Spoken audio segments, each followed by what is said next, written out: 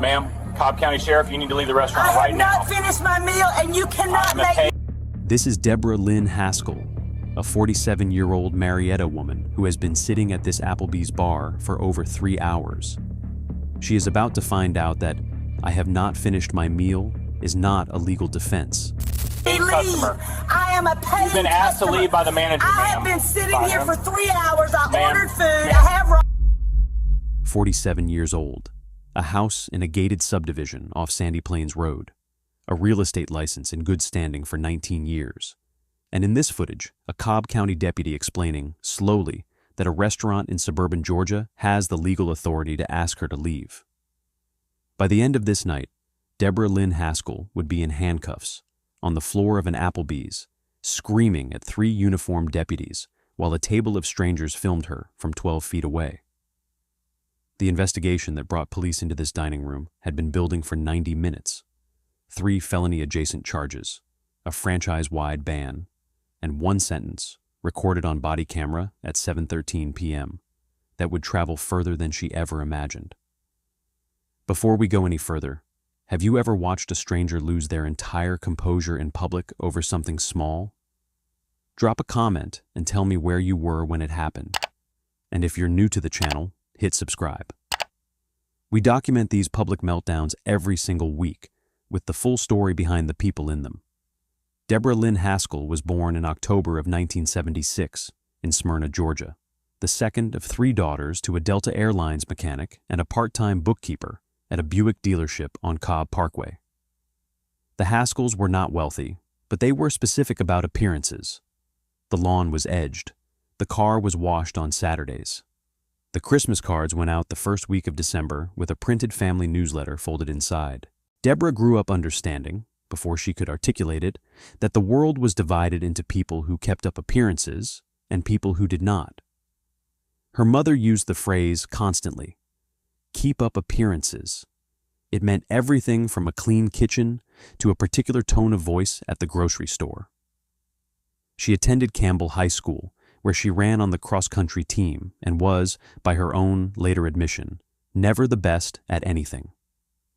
She graduated in 1995 with a B- average and a stated plan to become a flight attendant, mostly because her father had spent 30 years on the Atlanta tarmac, and the airline life seemed glamorous from the outside. She made it through the Delta interview process and was rejected in the second round. The rejection letter arrived in a thin envelope on a Tuesday in August.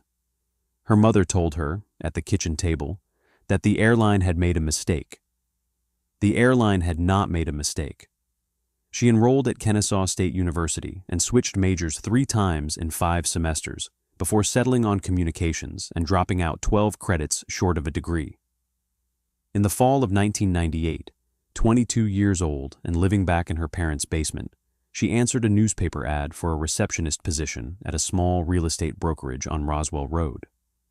The salary was $15,000 a year. She accepted within 24 hours. The brokerage was small, 6 agents, 1 broker in charge, a coffee maker that produced something closer to brown water than coffee. Deborah answered the phones, sorted the mail, kept the listing binders in alphabetical order, and learned over 4 years how the business worked. She watched closings. She watched commissions get split. She watched a divorced agent in her 40s drive a leased BMW into the parking lot every morning and decided, somewhere in 2002, that she wanted that life more than she wanted almost anything else. She got her Georgia real estate salesperson license on her second attempt in March of 2005 at age 28. Her first listing was a 1-bedroom condo on Powers Ferry Road. It sold in 11 days at full asking price. Her commission, after the broker split, was $3,400. She used the check to buy a navy blue Lexus IS sedan, used, with 87,000 miles on the odometer. Her father told her she was being foolish.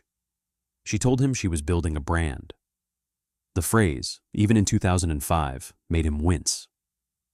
She married Greg Haskell in October of 2007, a software sales manager 3 years older, at a Marriott in Buckhead. There were 140 guests, a 4-tier cake from a bakery in Roswell, and a string quartet that played for 90 minutes during the cocktail hour. Her mother cried during the toast. Her father, by then 61 years old and 3 years from retirement, told a friend at the reception that he hoped Greg understood what he was getting into. Greg did not. Not yet. They bought a 4-bedroom in a gated subdivision off Sandy Plains Road in 2009 at the bottom of the market for $340,000. Deborah picked it. Greg signed where she pointed. The HOA was active. The neighbors hosted progressive dinners in October. There was a community pool with a key fob and a tennis court that nobody really used. It was, Deborah told her mother on the phone the day they closed, exactly the kind of neighborhood she had been picturing since she was 12 years old. The marriage produced one daughter, Madison, born in May of 2011. Deborah took 6 weeks off and was back showing houses by the middle of July. Her sales numbers that year were the best of her career to date. 17 closings, just over $4 million in volume, a commission gross of around $96,000. She started wearing more jewelry. She started introducing herself at parties and at closings as a top producer. The phrase, applied to her actual numbers, was generous, but nobody at a closing was going to argue with her. It was around 2014 that the wine started. Not a problem then. Not in any way that anyone could have pointed at. A glass with dinner. A second after Madison went to bed. A bottle, sometimes, with a girlfriend at a Mellow Mushroom on a Tuesday night. Her own mother had been the kind of woman who poured a glass of Sutter Home at 5 o'clock and refilled it twice before 9. Deborah had grown up thinking of wine the way other people thought of coffee. It was just what you did. It wasn't anything. It is worth understanding, before we get to the night of the arrest, what an Applebee's actually is, and what its bar staff are actually trained to do, and why the system Deborah Haskell ran into that night was never going to bend for her. Applebee's Neighborhood Grill and Bar, the legal corporate name is Apple American Group, operates more than 1,500 locations across the United States, the vast majority of them franchised. The Marietta location at the center of this story sits in a strip mall outparcel off Barrett Parkway, between a Verizon store and a Great Clips, sharing a parking lot with a Kohl's and a Five Below. It has 84 seats in the dining room and a horseshoe-shaped bar with 12 stools. On a Wednesday afternoon in spring, between 3 and 5 p.m., it is the kind of place that has maybe 9 tables occupied and a single bartender working the bar alone. The state of Georgia requires every person who serves alcohol in a licensed on-premise establishment to be familiar with a body of law that goes back to the early 1980s. The relevant statute is OCGA Section 51-140, the Dram Shop Act, which makes a licensee civilly liable for damage caused by a visibly intoxicated person to whom they continued to serve alcohol when that person was known to soon be driving. The training for it is unglamorous. It is delivered as a slide deck, usually in the back office, over coffee, in a single afternoon. The slides have phrases like visible signs of impairment and the 86 conversation and protect your license. Bartenders learn, in that training, that the decision to cut someone off is not optional. It is the entire point of having a license. They also learn that the cutoff conversation is the most difficult part of the job. They are told to be polite, to be firm, to never argue with the patron about whether they are drunk, to offer water, to offer food, to offer a ride, to call a manager if the patron does not accept the cutoff, and, if the patron refuses to leave, to call the police. Franchise-level policy at the Apple American Group adds another layer on top of the state requirements. Servers are required to log every drink poured for a single patron into the point-of-sale system under that patron's tab. The system is set up to flag a tab that has reached 4 drinks in a single visit. The flag goes to the manager's screen in the back office. Once the flag is on the tab, the manager, not the server, must approve any additional drinks. The system was designed by people in a corporate office in Kansas, specifically to make it harder for a bartender to be talked into a 5th pour by a friendly regular. The other thing worth understanding is the legal authority of the restaurant itself. A restaurant in Georgia is private property. The owner, or any employee designated by the owner, has the absolute right to ask a customer to leave at any time, for any reason, with or without explanation. If the customer refuses, the customer is, at the instant of refusal, committing criminal trespass under OCGA Section 16-7-21. A police officer responding to a criminal trespass call does not need to wait. They do not need to investigate. They do not need to mediate. They need to inform the trespasser of the request to leave, give them a reasonable opportunity to comply, and, if the trespasser still refuses, arrest them. This was the system Deborah Haskell walked into at 3:30 in the afternoon on a Wednesday in April of 2024. The Wednesdays had been a thing for almost 2 years by then. Deborah's career had plateaued in 2017 and started quietly to slip. She still closed deals, 8 to 10 a year, in a market that should have produced 20 for someone in a subdivision like hers. But the easy commissions had dried up. The young agents who had joined the brokerage in 2019 and 2020 were posting reels on Instagram, running paid ads on Facebook, doing TikTok walkthroughs of the kitchens of houses they had just listed. Deborah did not understand any of it. She also, somewhere underneath the part of her brain that kept up appearances, did not want to. She kept telling people that referrals were her business model. The truth was that the referrals had been drying up too. A buyer she had insulted at a closing in 2018 had told 3 friends. A seller she had ghosted during a contingency period in 2021 had left a 1-star review on Zillow that was still the first thing anyone saw when they searched her name. The Wednesdays started in the spring of 2022. Greg traveled for work 3 weeks out of every month. Madison, by then 11 years old, was at her grandparents' house in Smyrna on Wednesday afternoons for piano lessons. Deborah had Wednesday afternoons, in other words, with nobody watching. She told herself the first time that she was going to the Applebee's bar because she wanted a salad and a glass of wine and a break from her desk. The salad part lasted maybe 4 weeks before it became wine and an appetizer. The appetizer part lasted maybe 3 months before it became wine and nothing. By the summer of 2023, the Wednesday at Applebee's was a 4-glass afternoon, every single time.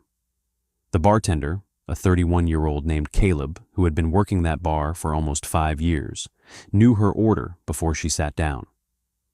House Chardonnay, the Oriental chicken salad, dressing on the side. Sometimes, if she was in a mood, she added the boneless wings and asked Caleb to make them extra crispy.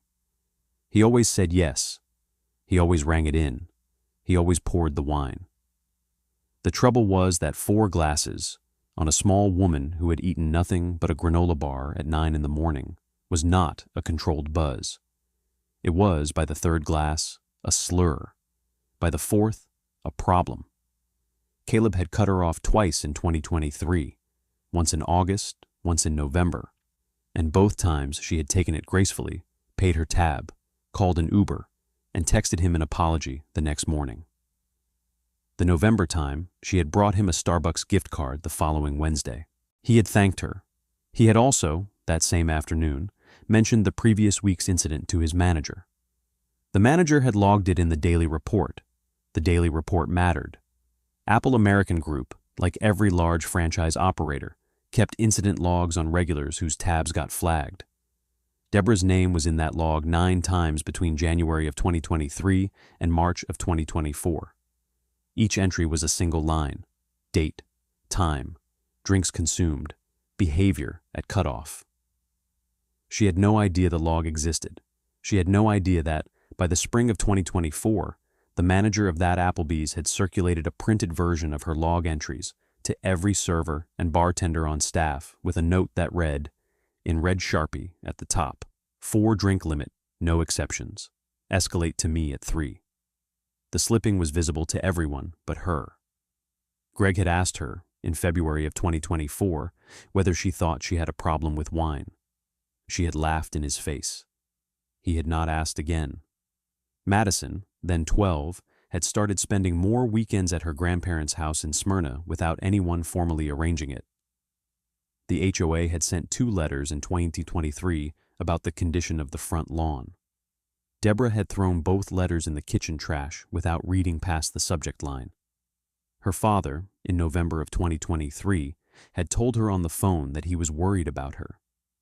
She had told him she was busy and would call him back. She had not called him back. He had died 3 weeks later of a heart attack at his kitchen table in Smyrna. She had given the eulogy at his funeral with a Tervis tumbler of white wine in the car cup holder of the Navy Lexus, which by then had 260,000 miles on it and a check engine light that had been on since June. Quick check-in. Stories like this, the slow domestic slide before the public meltdown, don't get covered the way they should. If you want more of the full picture instead of just the viral clip, hit subscribe and ring the bell. We tell the whole story every single week, not just the part that ends up on TikTok. Wednesday, April 17th, 2024. Deborah had 3 showings on her calendar that day, all in the morning, all in the same East Cobb subdivision. The first showing went fine. The second showing did not happen. The buyers, a young couple from Cumming, canceled by text at 9:15. The third showing happened, but the buyer, a divorced father of 2, told her at the front door that he had already put an offer in on a different house with a different agent the night before. He apologized. He thanked her for her time. He drove away. Deborah sat in the Navy Lexus in the driveway of that vacant listing for 11 minutes without moving. Then she put the car in drive, pulled out of the subdivision, took a left on Roswell Road, and drove the 4 miles to the Applebee's at Barrett Parkway. She arrived at 3:31 in the afternoon. The bartender on duty was not Caleb. Caleb had taken the day off for a dentist appointment. The bartender was a 26-year-old named Rebecca, 6 months into the job, who had been briefed on Deborah's log entry that very morning by the same manager who had circulated the printed flag list. Rebecca had been told, specifically, 4 drinks, and after the 4th, you flag me, and I will handle the cutoff. Rebecca had nodded. Rebecca had not, until 3:31 that afternoon, fully appreciated what handling the cutoff would mean. Deborah sat at the corner stool, the same one she always sat at, and ordered a glass of house Chardonnay and the Oriental chicken salad, dressing on the side. Rebecca rang it in. The first drink went down in 14 minutes. The salad arrived halfway through the second drink. Deborah ate 2 bites of it and pushed it aside. The third drink came at 4:48. By 5:30, Deborah was on her phone scrolling Zillow listings and muttering about the comps in Indian Hills. The 4th drink, the one the system flagged, was poured at 6:02. Rebecca poured it because the manager was on a 15-minute break and had not seen the alert. By the time the manager walked back out of the office at 6:38, Deborah was on her 4th empty glass and had been chatting with a couple 2 stools down about, of all things, the proper way to stage a master bathroom for resale. The couple was making polite noises. The couple was also, when Deborah turned her head to flag Rebecca down for a 5th, exchanging the kind of glance that married couples exchange when they want to leave.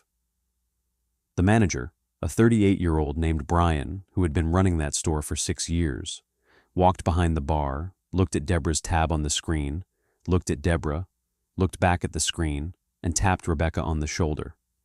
He said, quietly, "I've got this." He walked around to the customer side of the bar. He pulled out the stool next to Deborah's, did not sit in it, leaned a forearm on it, and said the thing he had been trained to say, in the tone he had been trained to say it in. "Ma'am, I'm Brian, the manager. I'm going to close out your tab tonight. We're not going to be able to serve you any more wine this evening. The kitchen is going to box up the rest of your salad for you to take home, and I'd be happy to call you a ride." It was 6:45 p.m. Deborah Haskell, who had been served 4 glasses of wine in 194 minutes on a stomach with 2 bites of salad in it, looked at Brian for what the body cam would later confirm was almost 11 seconds without responding. Then she said, calmly and loudly enough that the couple 2 stools down went silent, "I have not finished my meal, and you cannot make me." What happened in the next 15 minutes is documented across 4 separate sources. The restaurant's 2 interior security cameras, the body cameras of 2 responding Cobb County deputies, 3 cell phone videos taken by patrons, and the recorded audio of the 911 call Brian placed at 7:03 p.m. The 911 call lasted 2 minutes and 41 seconds. Brian's voice is calm throughout.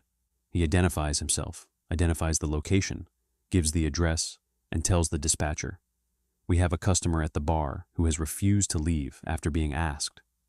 She's been drinking. She is not being violent at this time, but she's getting loud." He answers 2 clarifying questions about the customer's location in the restaurant and her general description. He says, near the end of the call, "I'd appreciate it if a unit could come by." The 2 interior security cameras captured the period between 6:45 and 7:09 almost in full. The camera over the bar shows Deborah, after Brian's cutoff, alternating between 2 distinct behaviors. For 90 seconds at a time, she would sit slumped on the stool, scrolling her phone, occasionally tapping the screen aggressively. Then, every few minutes, she would sit up, look around the restaurant, and start narrating, out loud and at conversational volume, what she thought of the other patrons in the dining room. The audio is not great on the security camera, but 2 of the cell phone videos taken later picked it up clearly. The woman in the booth by the window was, in Deborah's running commentary, dressed like she shopped at Walmart. The man at the high top in a Braves jersey was a sloppy drunk, and somebody should call his wife. The young couple on a date in booth 12 were, and this is a direct quote that ended up in the police report, going to be divorced within 4 years, and the wife already knows it. The couple 2 stools down, the ones she had been giving master bathroom advice to half an hour earlier, paid their tab, in cash, and left at 6:53. Brian's tip sheet from that night shows them as the second largest tip of the shift. They had left an extra $40 on a $62 tab. At 6:56, Deborah waved at a passing server. Not Rebecca, a different server. A 22-year-old named Maddie who was carrying a tray of margaritas to a 6-top in the back, and asked her, audibly, to bring her another Chardonnay. Maddie said, "I'm sorry, ma'am, I can't," and kept walking. Deborah said, loudly enough for the booth nearest the bar to hear, "Don't you walk away from me." Maddie walked away from her. At 7:03, Brian called 911. At 7:09, 2 Cobb County Sheriff's deputies, a 6-year deputy named D. Whitmer and a 2-year deputy named A. Garza, walked into the front lobby of the Applebee's. The hostess pointed them toward the bar. They walked across the dining room. The dining room went, the cell phone videos confirm, almost completely silent. Deputy Whitmer's body cam picks up at the moment he turns the corner of the hostess station. Brian meets him beside the host stand, gives him a 30-second summary of the situation, and walks him toward the bar. Deborah is, at this point, still seated. She has put her phone down. She is watching the deputy approach.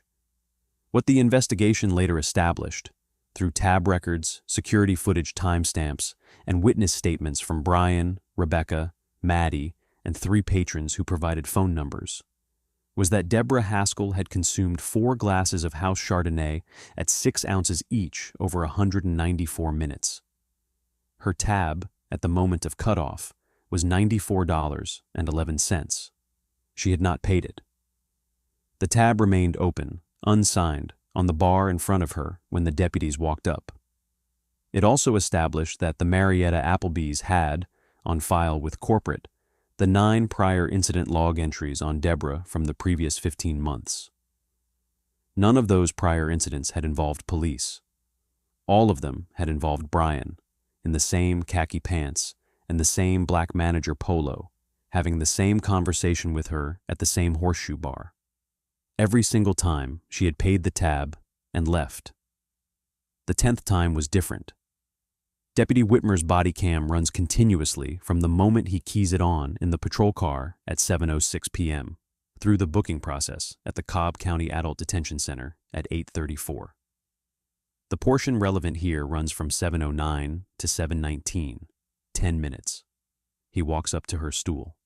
He does not put a hand on her. He stands at an angle so that his body cam is square on her face. He says, in a level, almost bored voice, "Deputy Whitmer." "Ma'am, I'm Deputy Whitmer with the Cobb County Sheriff's Office. The manager has asked you to leave. You need to gather your things, pay your tab, and step outside with me." Deborah Haskell: "I have not finished my meal, and you cannot make me." Deputy Whitmer: "Ma'am, this is private property. The manager has asked you to leave. I'm going to ask you one more time to gather your things." Deborah Haskell: "I am a paying customer. I have not finished my meal. You cannot make me leave." Deputy Whitmer: "Ma'am, I can, and I will." There is a 4-second pause on the body cam audio. Deborah looks at him. She looks at Brian. She looks back at him. Then she turns away from him, toward the dining room, and raises her right hand to flag down Maddie, who is walking past the bar with an empty drink tray. This is the moment that ended up on the smoking gun. The frame, frozen, shows Deborah Haskell half slumped on the bar stool, her cream blazer wrinkled across the back, her right hand raised, her face turned toward a passing 22-year-old server. The deputy is in full uniform 2 feet behind her shoulder. The server is making, as the case brief accurately describes it, "Please, no eyes over the deputy's shoulder." 3 patrons in the booth nearest the bar have their phones up and are recording. Deputy Whitmer: "Ma'am, put your hand down. Do not order another drink." Deborah Haskell to Maddie: "Sweetheart, could I get one more Chardonnay?" Deputy Whitmer: "Ma'am, that's enough." At 7:13, Whitmer steps between her and the dining room, blocking her line of sight to Maddie. Deborah turns back to face him. She is, for the first time, visibly angry. Deborah Haskell: "You have no idea who I am." Deputy Whitmer: "No, ma'am, I do not." Deborah Haskell: "I sell houses in this county. I sell houses to people you work for." Deputy Whitmer: "Ma'am, you need to stand up and walk out of this restaurant with me."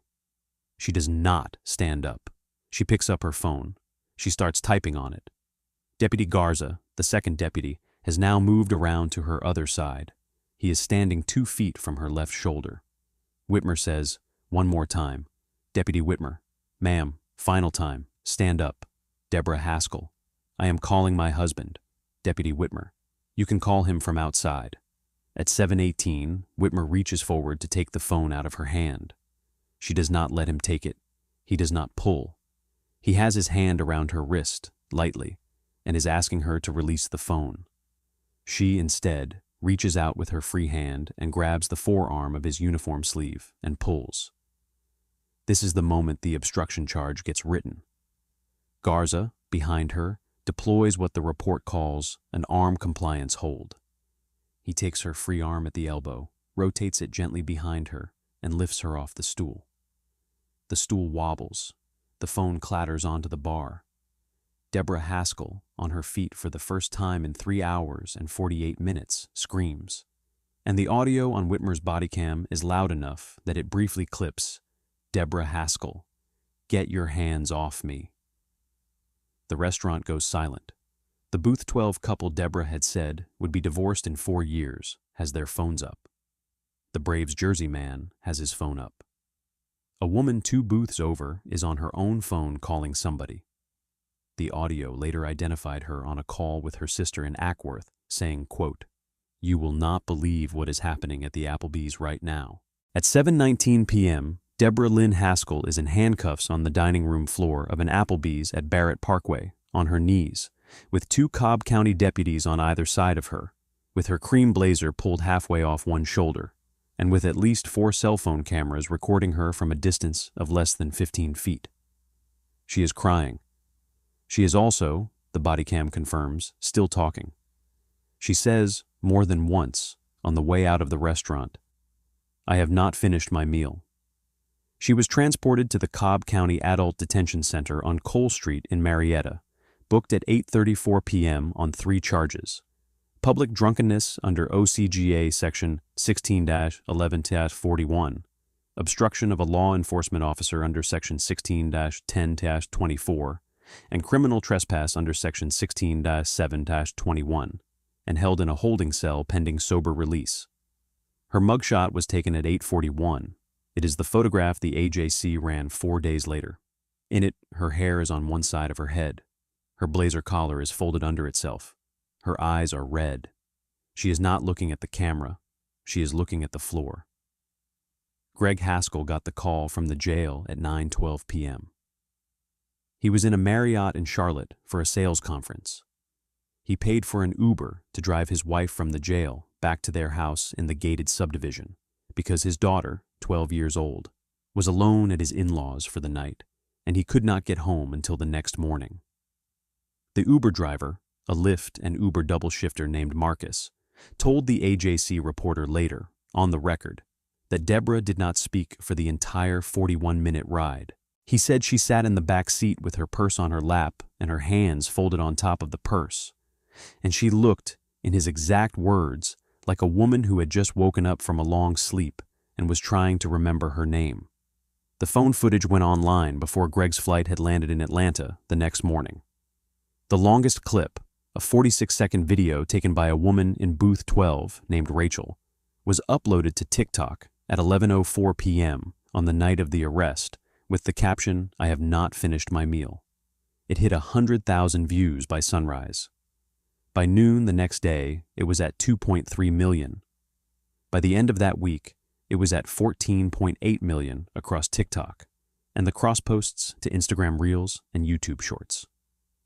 The phrase, "I have not finished my meal and you cannot make me," was, by the following weekend, a Reddit flare, a t-shirt on Etsy, and a sound on TikTok with over 200,000 uses. Deborah Haskell, through an attorney out of Cumming named Pat Cawley, entered a negotiated plea on June 11, 2024. The criminal trespass charge was pleaded down to a fine and 12 months of probation. The obstruction charge, the one with the most exposure, was reduced from a felony to a misdemeanor obstruction in exchange for her agreement to complete a state-approved DUI school program despite the absence of a DUI charge, 40 hours of community service, and a written letter of apology to Deputies Whitmer and Garza, which was filed with the court. The public drunkenness charge was a straight plea, paid as a fine of $375 plus court costs. The judge, Magistrate Judge Tanya Beckwith, who had been on the Cobb County bench for 11 years and had a reputation for very plain sentencing remarks, addressed Deborah directly at the plea hearing. Her statement runs 4 sentences in the transcript. Ms. Haskell: I have watched the body camera footage from this incident twice. The thing I want you to understand is that the law does not entitle you to be at any restaurant in this county. The deputies who responded to that 911 call were doing exactly what they are paid to do, and you are very fortunate that no one was hurt, including you. Take the program seriously. I do not want to see you in this building again. The Applebee's franchise, Apple American Group, the operator of all 68 Applebee's locations across Georgia, issued her a written ban from every Applebee's location nationwide. The letter was sent to her home address on Sandy Plains Road on April 24, 2024. Greg signed for it. The Georgia Real Estate Commission opened a complaint file in May based on 3 separate consumer complaints submitted in the week after the viral video. The complaints did not allege any specific transactional misconduct. They alleged, in plain language, that Deborah Lynn Haskell was not the kind of person the commission ought to license. The commission's investigator interviewed her in July. The file was closed in September with no disciplinary action. Her license, as of this recording, remains active and in good standing. Her broker, the same brokerage on Roswell Road she had started at in 1998, kept her on payroll through the entire process. The broker of record, a 61-year-old woman named Cindy, who had hired Deborah as a receptionist 26 years earlier, told the AJC, on the record, she made a mistake. She owned the mistake. We keep our people. The marriage did not survive. Greg Haskell filed for separation in October of 2024 and for divorce in February of 2025. The grounds were listed in the Cobb County Superior Court filing as irreconcilable differences. Custody of Madison was settled out of court. Madison lives primarily with her father in a townhouse in Roswell. She visits her mother every other weekend. Her mother does not, as of the filing of this report, drink wine in the house when her daughter is there. The most viewed clip of the arrest, Rachel's 46-second video from Booth 12, was, on the day this script was finalized, sitting at 38 million views across platforms. The phrase is in regular use in 3 different reality television shows. There is a college bar in Athens that sells a $6 Chardonnay shot called the Haskell. Deborah does not, according to a profile the AJC ran on her in March of 2025, know about the shot. She does know about the phrase. She has been asked about it once by a reporter on her front porch, and her response, quoted in the article, was the only public comment she has made about the incident since the arrest. She said, quote, "I think about it every single day. I would give anything to take it back. I don't expect anyone to believe that." End quote. She still sells houses. 8 closings in 2024 after the arrest, 6 in the first half of 2025. The Navy Lexus is gone, replaced by a leased Accord. The gated subdivision house is on the market, listed in a small irony by another agent at her brokerage. Her hair is shorter now. She does not drink at Applebee's. She does not, as far as anyone can confirm, drink at all. This case was loud, but the case on your screen right now is the one that genuinely scared the people who watched it. Click it now.